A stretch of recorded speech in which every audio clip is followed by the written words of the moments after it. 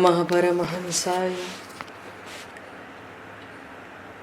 स्वादित चरण कमल चिन्ह मकरंदाय भक्तजन मानस निवासाय श्री रामचंद्राय नमः।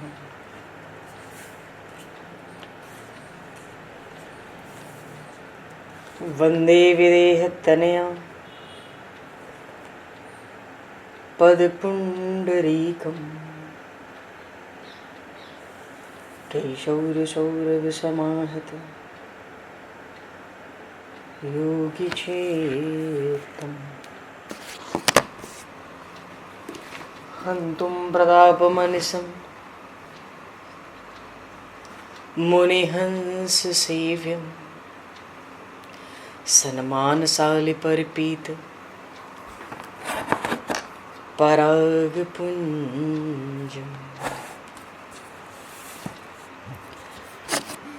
यत्र यत्र रघुनाथकीर्तनं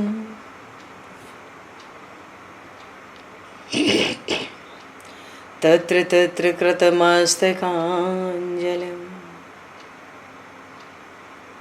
बाष्पवारि परिपूर्णलोचनं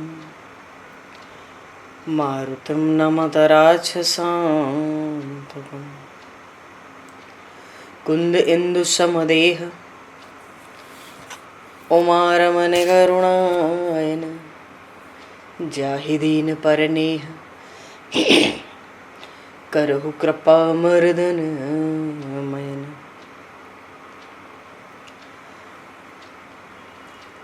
प्रहलाद नारद पराशर पुंडरीक व्यासे अम्बरीश शुक शौनक भीष्म दालभ्याम रुक्मांगद अर्जुन वशिष्ठ विभीषणादीन एतानहं परम भागवतान् नमामि। श्री सीतानाथ समारंभां श्री रामानन्दार्य मध्यमाम् अस्मदाचार्य पर्यन्तां वन्दे गुरु परम्पराम्।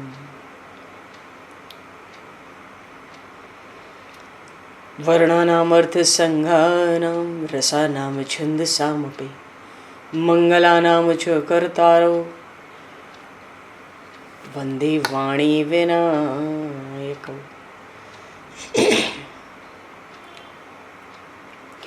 नान्यास्पृहा रघुपते हृदये स्मदीये सत्यं वदामि च भवान् किलान्तरात्मा भक्तिं प्रयक्ष रघुपुङ्गवनर्वरां मे कामादिदोषरहितं कुरु मानसं च। भक्त भक्ति भगवंत गुरु चतुर्नाम वपु एक तिनके पद वंदन के नाशहि विघ्न अनेक। बंधु तुलसी के चरण जिनकी न्यो जग काज कल समुद्र घोरत लगो प्रगट्यो सप्त जहां। श्री गुरु चरण सरोज रज निज मन मुकुर सुधार वर्णो रघुवर विमल यश जोदायक फलचार। हरिशरण श्री राम जय राम जय जय राम।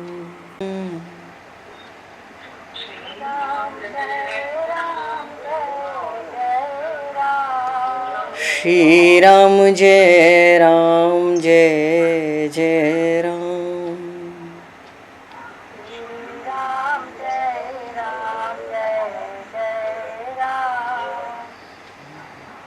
जय सिया राम जय जय हनुमान।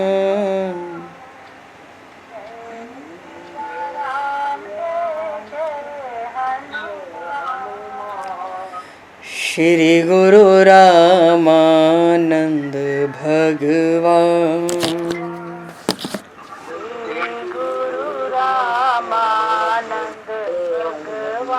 श्री गुरु रामानंद भगवान।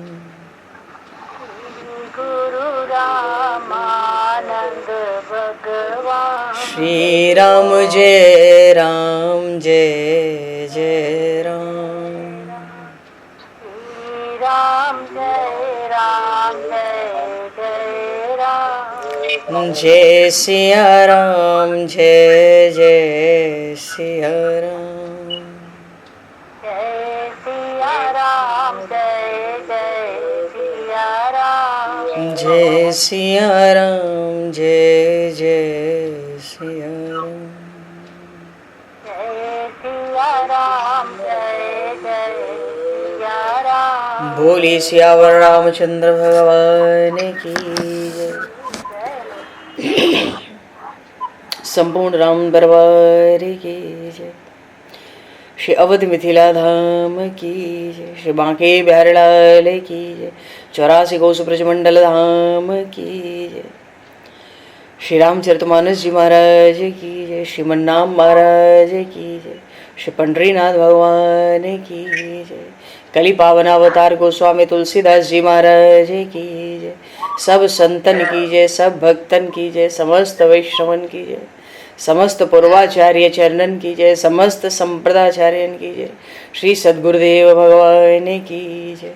गंगा मैया की जय, जमुना मैया की जय, सरजू मैया की जय, गौ माता की जय, तुलसी माता की जय, पृथ्वी माता की जय, एकाशी महारानी की जय।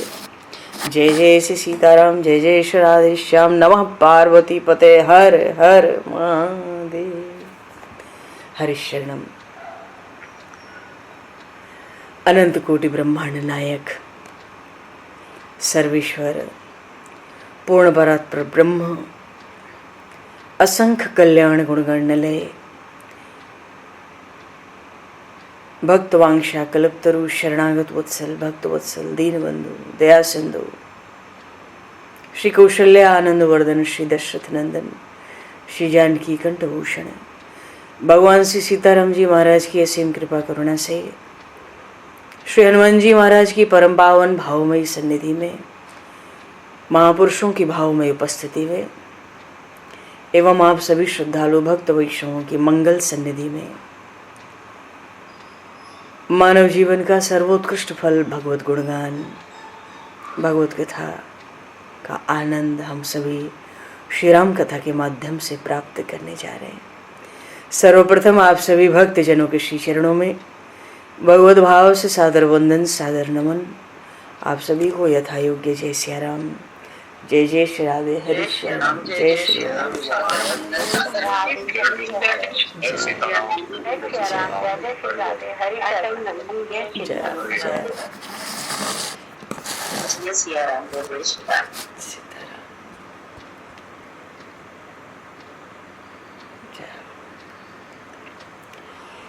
श्री रामचंद्र चरणों मनसा स्मरामि। श्री रामचंद्र चरणों वचसा गृणामि। श्री रामचंद्र चरणों शिरसा नमामि।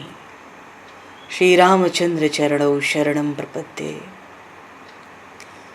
माता रामो मत्पता रामचंद्रः स्वामी रामो मत्सखा रामचंद्रः सर्वस्वं मे रामचंद्रो दयालुर नान्यम जाने नैव जाने न जाने। मंगलम कौशलेन्द्रस्य महनीय गुणालये चक्रवर्ती तनुजाय सार्वभौमाय मंगलम।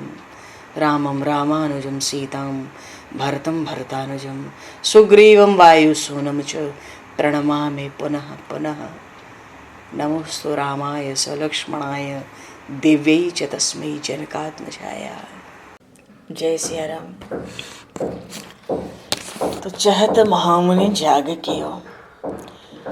महामुनि विश्वामित्र यज्ञ करते तो है पर पूर्ण नहीं होता ना। तो महामुनि विश्वामित्र जी यज्ञ पूर्ण करना चाहते हैं पर ये जो नीच निशाचर है ना बड़ा दुसह दुख देते हैं। तो चिंता से संतप्त हैं। इतना संतप्त हैं कि महर्षि विश्वामित्र अरे जो इच्छा कर ले वो हो ना, उनका भी शरीर सूखने लगा। ताड़का का आतंक बहुत था और महर्षि विश्वामित्र की विवशता थी, वो श्राप देना नहीं चाहते थे। क्रोध न करने का व्रत है और अस्त्र शस्त्र का न्यास कर बैठे हैं, उठाएंगे नहीं। अब क्या उपाय है? तो इतना संतप्त किया इन राक्षसों ने महर्षि विश्वामित्र को, रावण के आदेशानुसार उनका शरीर सूख गया, सूखने लगा। शाप दें तो पाप लगे, तपस्या और चली जाए। झुकना तो विश्वामित्र को आता नहीं, कोई झुक भी जाए तो निशाचर क्या करेंगे, उनका तिरस्कार ही करेंगे। तो विश्वामित्र जी ने तो भाई यही विचार किया कि ब्राह्मण, साधु, देवता, गौ, पृथ्वी भक्तों के लिए भगवान ने पृथ्वी पर इस समय अवतार लिया है। प्रभु अवतरे हो, भंजे हो माई बारा। तो उन शारंग पाणी भगवान की याद आई। भगवान का स्मरण है ही इतना विलक्षण, स्मरण करते ही बस क्षण भर में सारा दुख दूर। मुनिवर कौशिक प्रसन्नचित्त अयोध्यापुरी चल दिए। बड़े शकुन हुए, बड़े बड़े शुभ लक्षणों ने उनका साथ दिया। मार्ग में जाते तरह तरह के मनोरथ।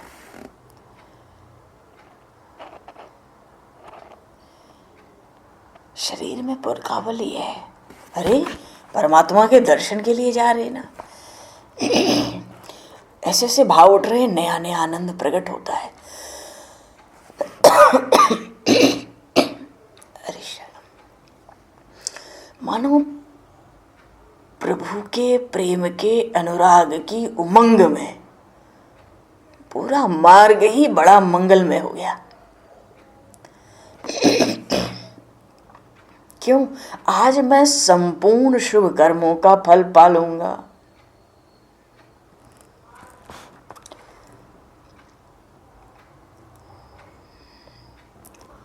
क्योंकि सुख की सीमा और आनंद की सीमा, दोनों ही कह लो, दोनों ही तो अयोध्यापुरी है। सुख की भी सीमा है और आनंद की भी सीमा है।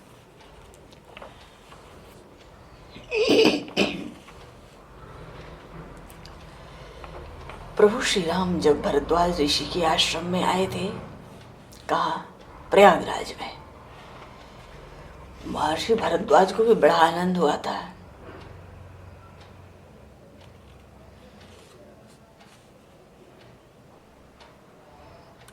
महर्षि भरद्वाज ने उस प्रसंग में प्रभु का दर्शन करके, साथ में लखनलाल हैं, श्री लाडली जी, किशोरी जी भी है, इतना आनंद हुआ था महर्षि भरद्वाज को भी। आज सुफल तप तीर्थ त्यागु, भगवान श्री राम से कहते हैं महर्षि भरद्वाज, प्रभु तो राजपुत्र की तरह भाई जैसा रूप धारण किया है, जिस योनि में आए हैं शरीर धारण करके, आचार विचार सद्व्यवहार मर्यादा तो वैसी है।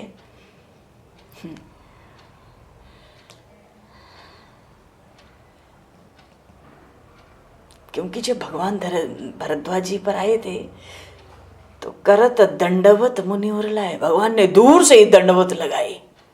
अरे महाराज दौड़ पड़े भरद्वाज जी, ये क्या, ये तो मेरे इष्ट देव, और दंडवत लगाते दौड़ पड़े। विचार हुआ राजकुमार के रूप में आए हैं और मैं ऋषि मुनि तपस्वी हूँ, वेश की मर्यादा रखने के लिए प्रभु दंडवत करते, साष्टांग करत दंडवत मुनि और लाए। भरद्वाज ऋषि दौड़कर प्रभु को हृदय से लगाए और जो आनंद हुआ, मुनि मन मोद न कछु कही जाई, ब्रह्मानंद राशि जन पाई। तो ब्रह्मानंद तो थे, बड़े बड़े ज्ञानी महर्षि जो समाधि में बैठते हैं, परमहंस जन, तो उनके तो ब्रह्मानंद ही थे। हृदय से लगाया तो पता पड़ी, अरे पता तो थी, और सार सार हृदय से हृदय लगते ही ब्रह्मानंद राशि जन पाए।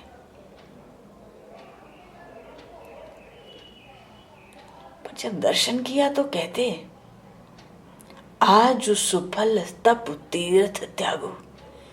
जैसे विश्वामित्र जी चल रहे हैं ना, तो भाव करते हैं, आज संपूर्ण शुभ कर्मों का फल मैं पाऊंगा, सुख की सीमा, आनंद की सीमा, अयोध्यापुरी को आज मैं देखूंगा।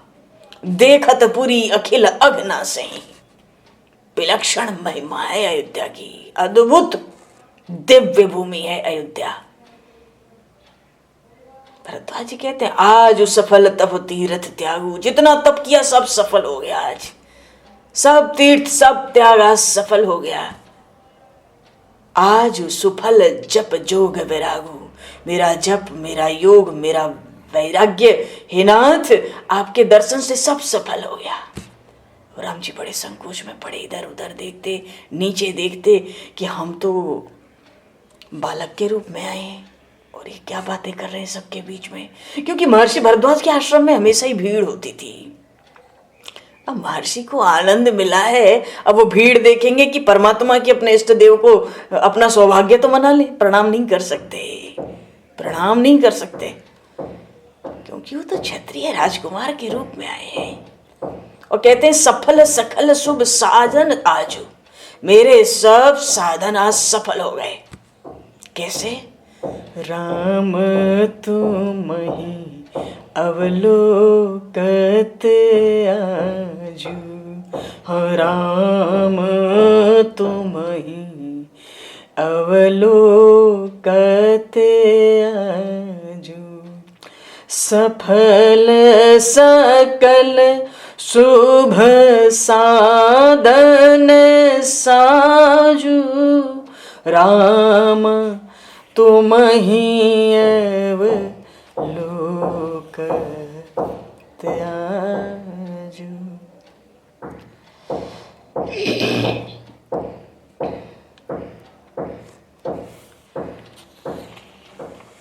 भगवान का दर्शन करके सब सफल है।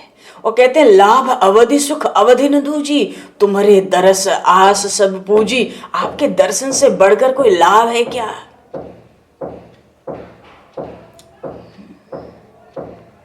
गीता जी में आया, या लब्ध्वा चा परम लाभम, 7वें अध्याय में, या लब्ध्वाम चा परम लाभम मन्नते नाधिकम ततः।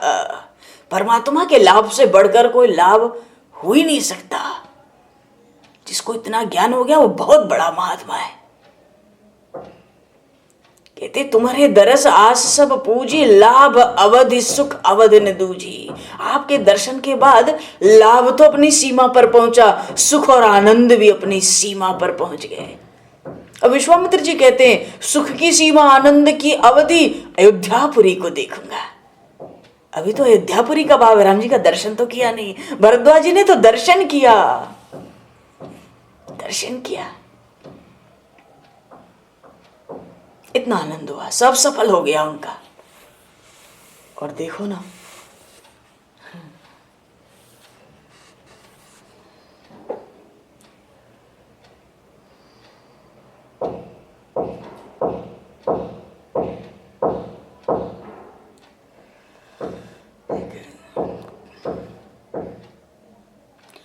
और भरद्वाज जी के पास जब भरत जी पहुंचे, पीछे पीछे राम जी के मनाने के लिए उनको, तो भरद्वाज जी को जब भरत जी का दर्शन हुआ। भरत कौन? अरे जो राम प्रेम से भर दे वो भरत है।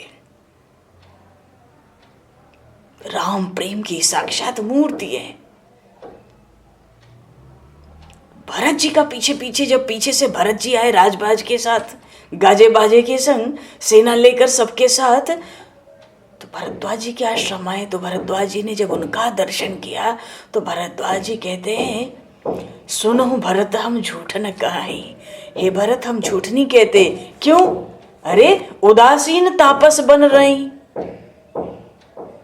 हम लोग तो उदासीन हैं, ऋषि मुनि महात्मा हैं, तपस्वी हैं, वन में रहते हैं। हमारा क्या किसी से कोई स्वार्थ है जो हम कुछ मिथ्या भाषण करें? अच्छा महाराज, भरत जी का दर्शन करके भरद्वाज जी कहते हैं, सब साधन कर सुफल सुहावा, लखन राम सिय दर्शन पावा। सब साधन सफल हो गए उस दिन जिस दिन राम लक्ष्मण जानकी के दर्शन हुए, यहीं पर इसी स्थान पर हे भरत सच सच कहता हूं, ते ही फल कर फल दर्श तुम्हारा, सहित प्रयाग सुभाग हमारा। ते ही फल दर्श तुम्हारा, वो सब साधन सफल हुए, पूर्ण हुए तो राम लक्ष्मण जानकी के दर्शन मिले। पर सच सच कहता हूं, वो जो राम जी का दर्शन मिला, उस दर्शन का फल ये हुआ कि तुम्हारा दर्शन हुआ। अरे मेरी क्या बात है, सब प्रयाग आज धन्य हो गया। भारत धन्य तुम जस जग जय हो, कही ऐसा प्रेम मगन मुनि भयो, मगन हो गए, बैठ गए। उन मुनि से भरद्वाज जी से खड़ा नहीं रहा गया भरत जी का दर्शन करके। अरे वो तो साक्षात प्रेम की मूर्ति है। तो ये प्रसंग कहाँ से आया महाराज, थोड़ी सी कहीं कहीं समता मिल जाती है। तो विश्वामित्र जी तो गदगद हैं।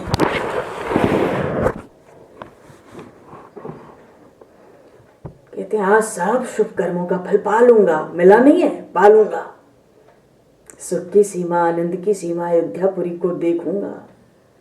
अरे मैं पुत्रों के साथ दशरथ को भी देखूंगा, प्रेम से पुलकित होके उनको हृदय से लगाऊंगा, और उन श्री राम की मुख चंद्रिका को देख देख कर तो वाह, उनके मुखारविंद तो चंद्रमा के समान मैं चकोर की तरफ पान करूंगा।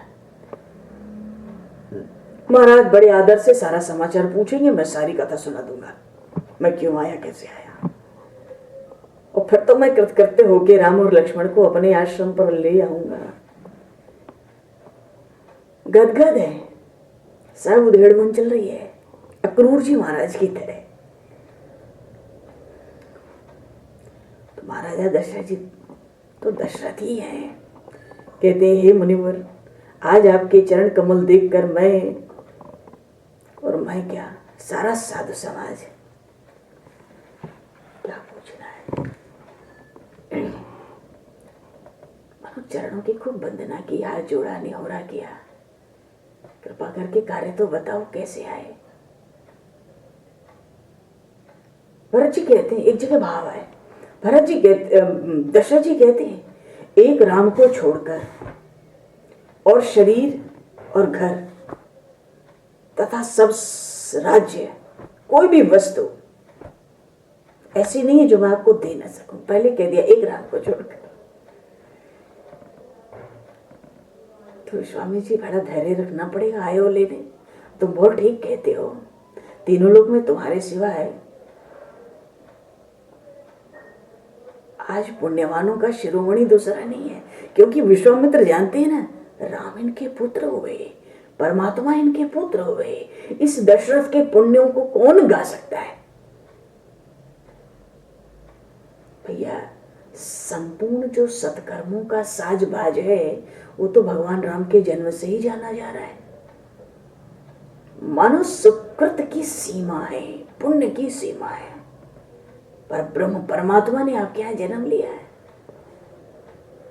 सारी बातें तो हुई, ठीक है। वो तो कहते हैं भाई यदि आप राम लक्ष्मण को दे दें तो आपका यश हो और बालकों का भी बड़ा लाभ हो। आप सब मुनियों को सनात कर दीजिए। अच्छा, विश्वामित्र की वाणी बड़ी अटपटी लग रही है महाराजा दशरथ जी को। विश्वामित्र जी विनय की भाषा कहाँ बोलना जानते? सृष्टि में ऐसा क्या है जो उनकी सामर्थ्य के बाहर हो? ऐसा कुछ है नहीं। वो कहते हैं कि आप मुनियों को सनात कीजिए। आप अपने राम के प्रभाव को नहीं जानते हो ना, अपने पुत्रों के प्रभाव को नहीं जानते हो। राम चतुष्टय, ये सब चारों भाई नाम रूप लीला धाम ही है, एक से एक है। तुम इनके प्रभाव को नहीं जानते हो, इसलिए स्नेह के कारण डरते हो। सो ठीक ही है। तो इस विषय में तुम अपने वामदेव जी से और अपने कुलगुरु वशिष्ठ जी से तो पूछो। और इसके सिवाय तुम स्वयं भी तो बड़े चतुर हो।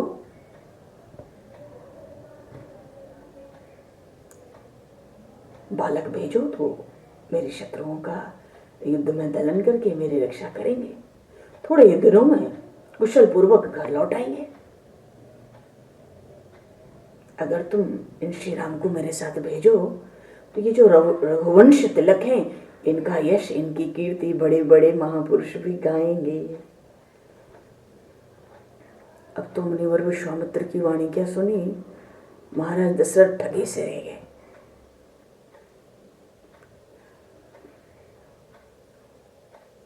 ऐसा प्रेम का आवेश, कुछ कह तो नहीं पा रहे, शरीर में रोमांच है, नेत्रों से जल की धारा बह रही है।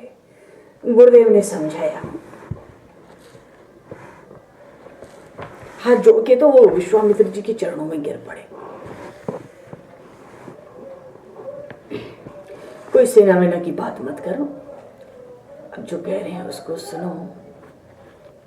पर देखो, महाराजा दशरथ जी वही है जिन्हें रामगमन के बाद जिन अत्यंत प्रिय प्राणों को रख नहीं पाए, आज उनके लिए वैसी ही स्थिति है।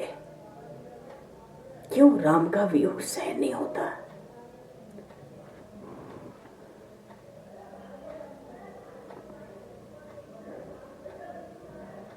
विश्वामित्र जी बार बार समझाते, देखो तुम्हारे कुलगुरु वशिष्ठ जी विश्व वंदनीय हैं, इनको अच्छी तरह से पता है, इन्हीं से प्रभावित होकर मैंने शस्त्रों का न्यास किया है, सब त्याग दिया है, और जब न्यास किया तो सर्वदा के लिए किया है। ब्रह्मर्षियों का बल तो सदा से ही तप रहा है, शाप देकर इन राक्षसों का संहार कर सकता हूं, सत्य है।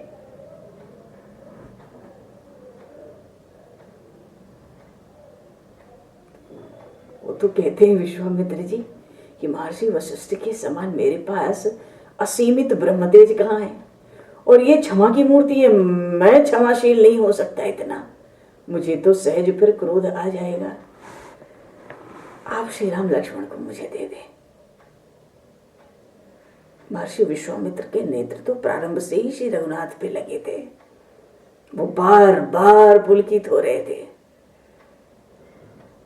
वो सोचते हैं इनके द्वारा राक्षसों का संहार हो जाएगा और मुझे भी ये कृत्य करेंगे। अब महर्षि के वचन तो वज्रघात के समान आए। बिल्कुल महाराजा दशरथ जी किंग कर्तव्य विमूढ़ है। राघव को मैं न दूंगा,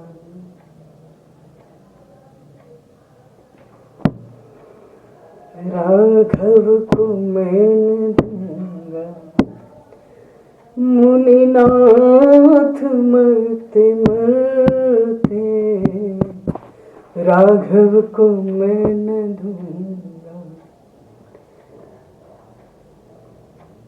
मेरे प्राण ना रहेंगे, मेरे प्राण ना रहेंगे,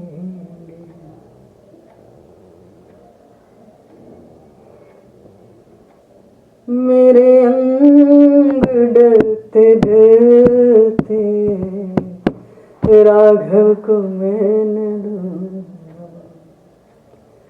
मुनिनाथ मरते मरते राघव को मैं न दूंगा।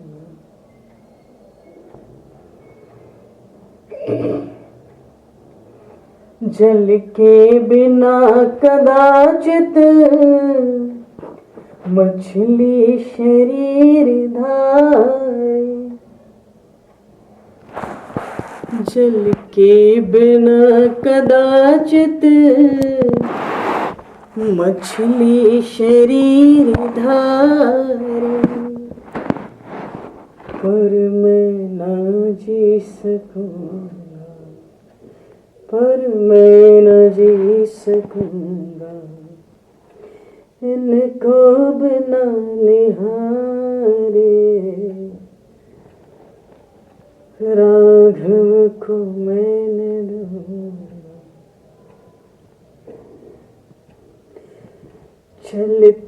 दिलों की इनको होगा उजाड़ कौशल। मंगल भवन के जाते संभव कहाँ है मंगल। मंगल भवन के जाते संभव कहाँ है मंगल। राघव को मैंने दूंगा, राघव को मैंने दूंगा। मुनिनाथ मरते मरते राघव को मैंने दूंगा।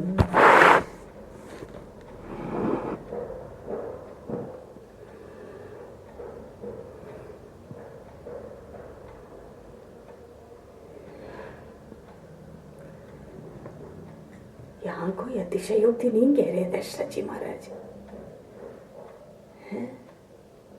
वनगमन में उस कौशल की अयोध्या की क्या स्थिति हुई।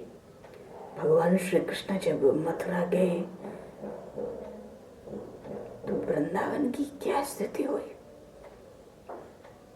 दशरथ जी को बहुत भय है, ऋषि मुनियों से घिर गया हूं। गुरुदेव भी समझाते हैं, पर राजा तो मूर्छित हो रहे हैं। अरे ये बात तो राजा महाराजा दशरथ जी की है, बात तो पूरी अयोध्या की है।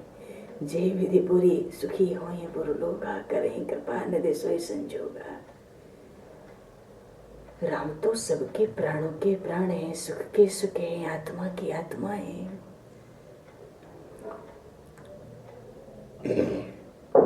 महाराज को लगता है कैसी अप्रत्याशित याचना है। उनकी इस याचना से जो अयोध्या की राजसभा थी ना, सब वाक रह गए, चौंक गए।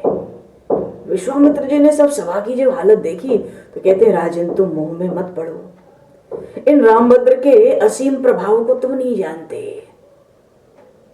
महर्षि ने किसी को बोलने का अवसर नहीं दिया। कहते तुम मुझ पर विश्वास कर सकते हो, तुम्हारे धर्म की रक्षा होगी, संसार में तुम्हारी ये जो उदारता होगी राम लक्ष्मण को देने की, इसका यशोगान युग युग तक गाया जाएगा। और देखो तुम्हारे इन कुमारों का परम कल्याण होगा। महाराज कहते हैं, हे महर्षि आप राज्य मांग ले अयोध्या का। असुर की सेना को मारना है, विनाश के लिए मुझे सब सेना के साथ संग ले चलने की, मुझे चलने की आज्ञा दो। क्षण भर में मेरा मस्तक मांग लो। देह प्राण ते प्रिय कछु नाहि, देह प्राण ते प्रिय कछु नाहि। पर हे मुनिवर, राम देत नहीं बने गोसाई। सब सुत प्रिय मोहि प्राण की नाई, पर राम देत नहीं बने गोसाई।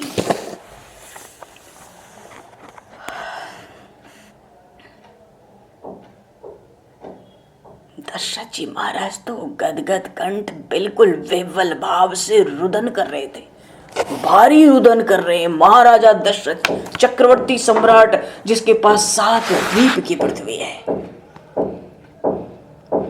जो हर लोक में भ्रमण करते हैं, विफल भाव से गदगद कंठ से रुदन करते हैं। सब दे सकता हूं, पर राघव को मैं न दूंगा।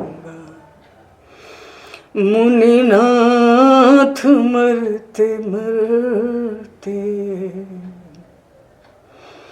राघव को मैं न दूंगा।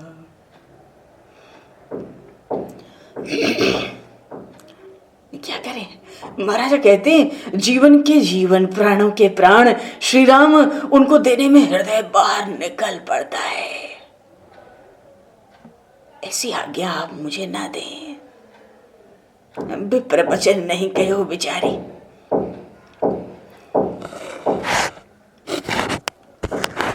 अच्छा, महर्षियों की भी गति, उनका स्वभाव तो कहो तो सृष्टिकर्ता ब्रह्मा भी न समझ सके, पर उनका चित्त एकदम माखन की तरह कोमल भी होता है। आवश्यकता पड़े तो वज्र के समान कठोर, कोई कह नहीं सकता। महाराजा दशरथ तो क्रंदन कर रहे थे, चरणों में मस्तक रखकर विह्वल हो रहे थे, और वो महर्षि विश्वामित्र बिल्कुल तटस्थ,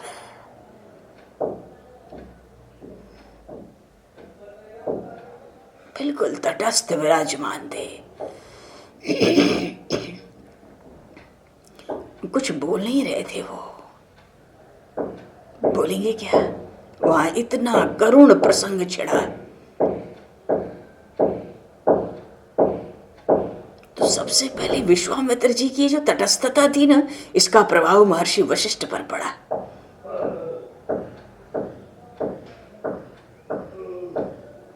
तो उन्होंने विश्वामित्र जी से कहा, गुरुदेव ने, क्या मैं कुछ चक्रवर्ती सम्राट से कुछ कहूं? विश्वामित्र जी ने तो इस बात पे केवल वशिष्ठ जी की ओर देखा, मानो स्वीकृति दी। ऐसा प्रभाव है विश्वामित्र का तप के बल पर, केवल देख भर लिया। एक शब्द बोलने की भी आवश्यकता महर्षि विश्वामित्र को मालूम नहीं पड़ी है, एक शब्द नहीं। राजा करुण क्रंदन कर रहे हैं, महर्षि विश्वामित्र अपनी जगह अपनी बात पर बने हैं। एक बात बताऊं, अयोध्या के राज दरबार में उस समय जो तेजस्विता विश्वामित्र जी की प्रकट हुई, त्रिभुवन में उस राजसभा में भी ऐसी तेजस्विता कभी किसी ने देखी नहीं थी।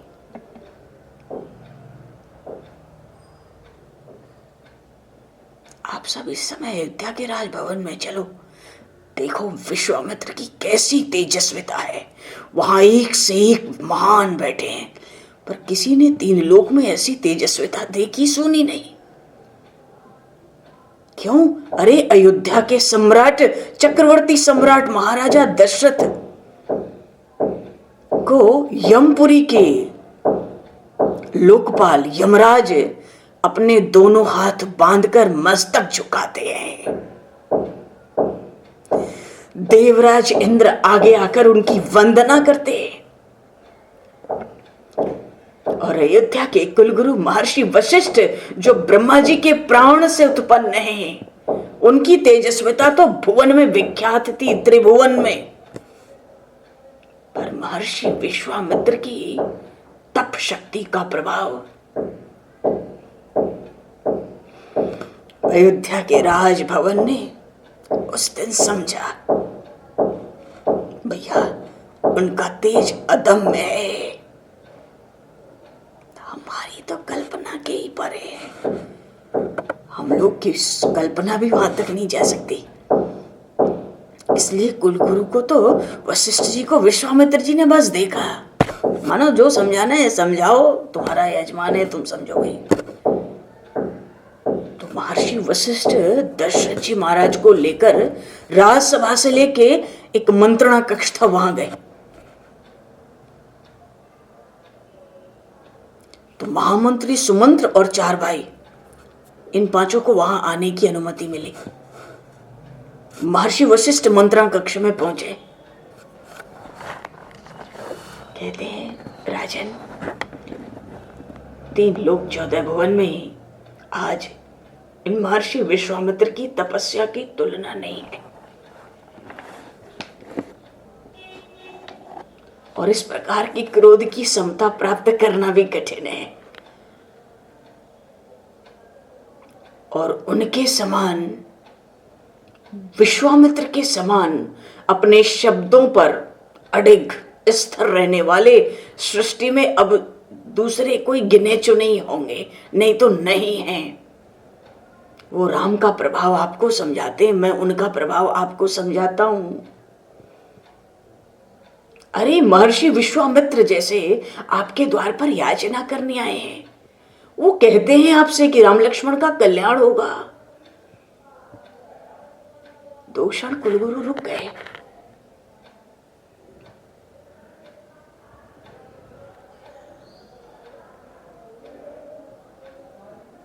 तो जब वो कहते हैं कल्याण होगा, तो आप ये मान लो 3 लोक 14 भुवन में तनिक भी कलेश आपके पुत्रों को हो जाए, विश्वामित्र के समक्ष ऐसी शक्ति सृष्टि में उत्पन्न नहीं हुई। आप विश्वामित्र के प्रभाव को समझो।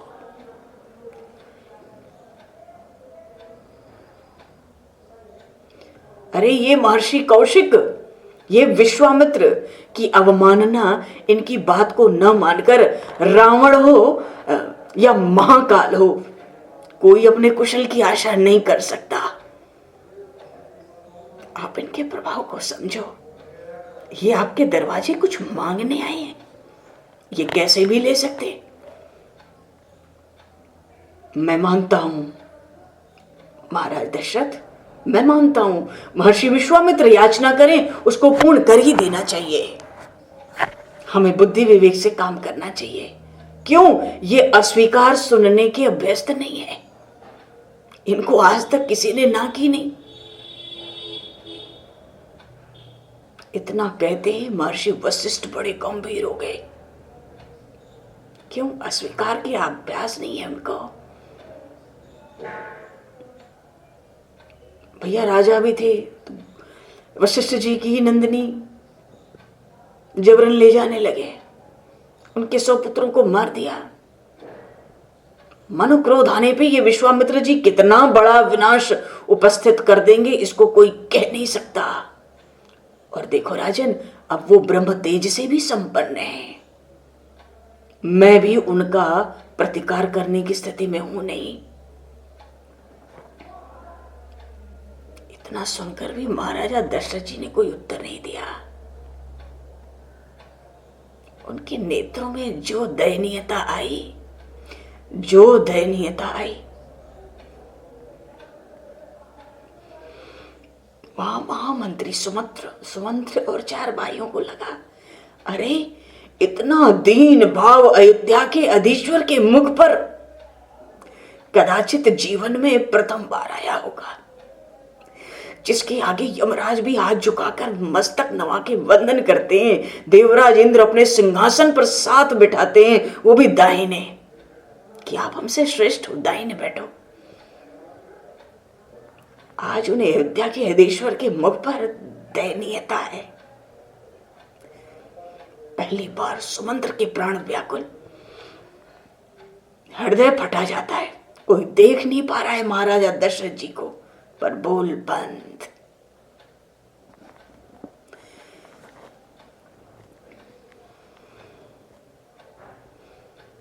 वशिष्ठ जी ने कहा, अरे श्री रामभद्र के वियोग की कल्पना क्या मुझे कम पीड़ा देती है?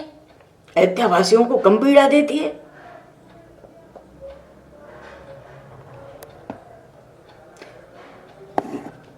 गुरुदेव कहते हैं गदगद कंठ हो गए। दशरथ जी की हालत देखकर गदगद कंठ हो गए।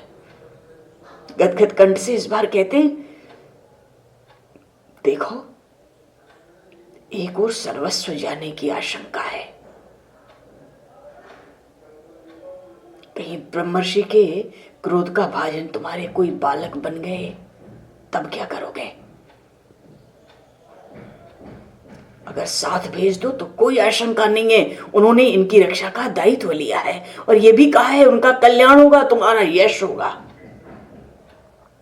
अरे विश्वामित्र जैसे तपोधन का आश्वासन है, वहां महाकाल और रावण की भी दृष्टि नहीं पहुंचती। देखो राजन, उनकी आज्ञा स्वीकार कर लेना चाहिए।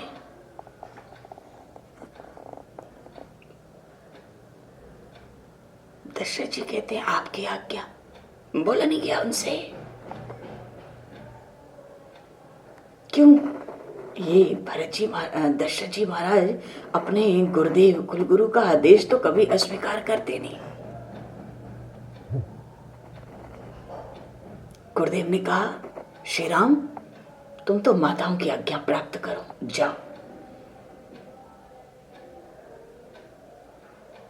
उसी समय चक्रवर्ती सम्राट दशरथ जी महाराज ने भी बड़े भरे और दयनीय स्वर में आज्ञा दी, हाँ तुम अपने अनुजों के साथ अंतःपुर में जाओ, आज्ञा प्राप्त करो माताओं से।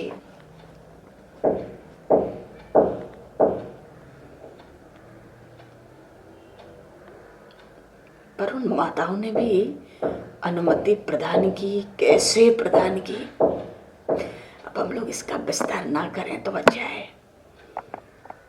महर्षि विश्वामित्र के कोप का भय विवश कर रहा था सबको। भीतर थोड़ी प्रसन्नता भी थी, कल्याण होगा, विवाह होगा। ज्योतिषी ने भी आकर बताया था 2-2 बार अयोध्या में जन्म के ही समय जब भगवान शिव आए थे। फिर भी इतना दम नहीं है, इतना बल नहीं है कि कहते रामभद्र को ले जाओ, क्योंकि ले जा रहे हैं, कब लाएंगे? जब एक बार इनके पास चले गए श्री रामभद्र,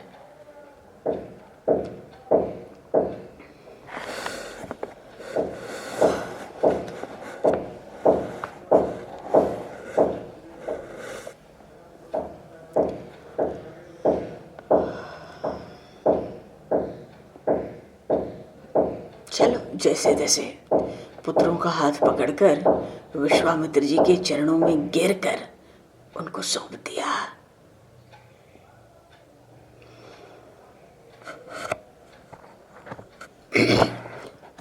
जब वशिष्ठ बहुविधि समझावा, नृप संदेह नाश कर पावा, अति आदर दो तनय बुलाए, हृदय लाए बहुभांति सिखाए।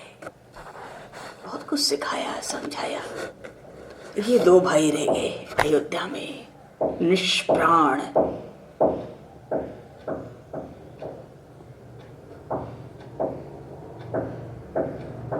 दशरथ जी महाराज कहते, अब आप ही इनके माता पिता हैं। बड़े अत्यंत आर्त भाव से प्रार्थना करते हैं, ये अबोध बालक हैं, इनकी चंचलता, इनके प्रमाद, इनके अपराध को आप क्षमा करते रहना। विश्वामित्र जी कहते, राजन आप किसी प्रकार की आशंका ना करें। विश्वामित्र जी तो स्वस्थ स्वर में कह रहे, राजकुमारों का किसी भी प्रकार का कोई अनिष्ट नहीं होगा, इनका मंगल होगा। श्री रघुनाथ जी ने लक्ष्मण जी के साथ अपने कुलगुरु वशिष्ठ जी के चरणों में मस्तक रखा, पितृ चरणों में प्रणत हो गए, गुरुजनों की वंदना की और अपने दोनों छोटे भाई भरत और शत्रुघ्न को हृदय से लगाया। महर्षि विश्वामित्र और कुलगुरु वशिष्ठ परस्पर हृदय से मिले। महाराजा दशरथ जी ने, अन्य महर्षियों ने, सबने विश्वामित्र जी के चरणों में प्रणाम किया और एक बार फिर से आश्वासन देकर महर्षि प्रस्थान करते हैं। श्री रघुनाथ जी, लक्ष्मण जी महर्षि के पीछे पीछे और अयोध्या में रह गए 2 भाई। ऐसे रह गए मनो जैसे प्राणहीन शरीर। बोले श्री भक्त वत्सल भगवान की जय। देखो नया वर्ष है, कल से आरंभ होगा नवरात्रि। अब तो आनंद आनंद क्रीडाएं लीलाएं होनी चाहिए, रसवर्धक। बोलिए श्री राम राजा सरकार की जय। इसीलिए राजभवन का जो अंतःपुर है, वहाँ की कोई करुणा, कोई दीनता प्रकट करने का न अवसर हुआ, न ज्यादा साहस हुआ। बस अब 9 वर्ष पे प्रसंग आगे बढ़ चुका है। विश्वामित्र महानिधि पाए। बोलिए श्री भक्त वत्सल भगवान की जय। श्री राम राजा सरकार की जय। गोस्वामी श्री तुलसीदास जी महाराज की जय। सब संतन की है, सब भक्तन की जय। सद्गुरुदेव भगवान की जय। समय दृष्टिगत करते हुए 2 पल नाम बोलो, बोला जय और फिर वाणी को विराम। श्री राम जय।